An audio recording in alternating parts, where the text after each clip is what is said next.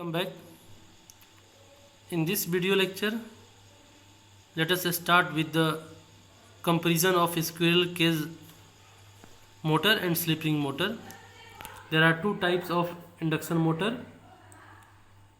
Rotor construction.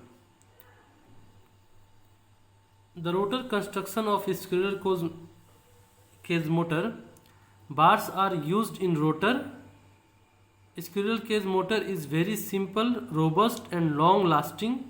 No slip rings and brushes are required.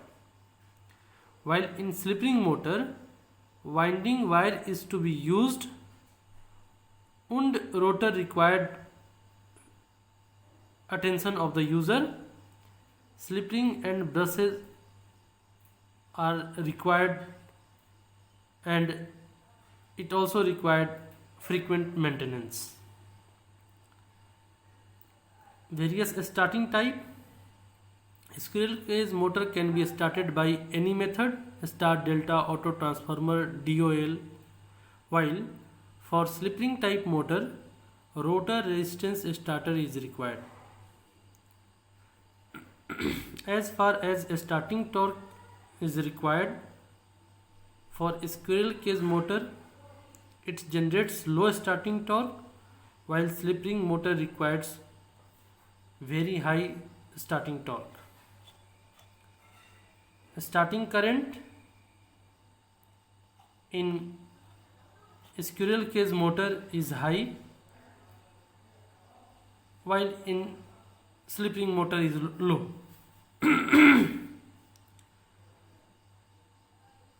Speed variations not easy in the case of squirrel cage motor, while very easily speed can be varied in case of slip ring motor.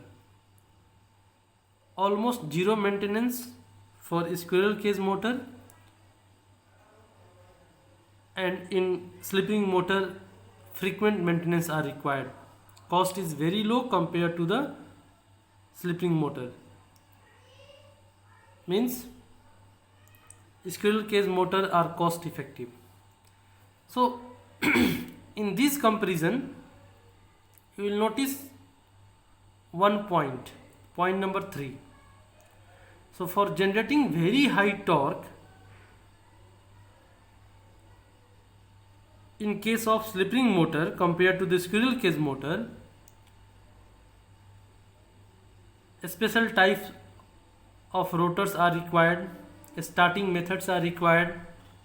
So both motors are important, and its importance vary place to place, means requirement to requirement.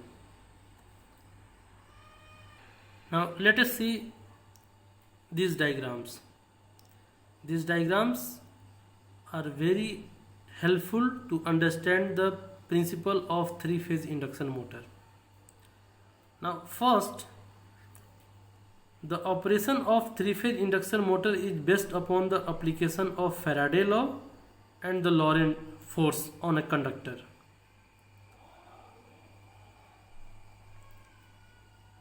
In first diagram, consider a series of conductors of length L whose extremities are short circuited by two bars A and B. It is ladder type of structure. We have a number of conductors of length L which end points are short circuited by the bars A and B.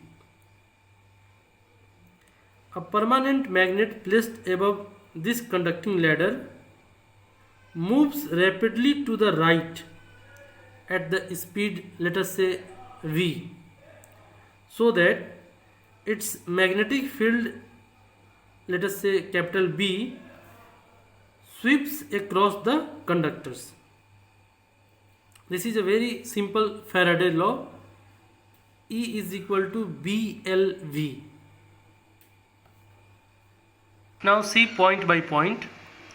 A voltage E is equal to BLV is induced in each conductor while it is being cut by the flux according to the Faraday's law. The induced voltage immediately produces a current I, which flows down the conductor under the pole face through the end bars and back through the other conductors.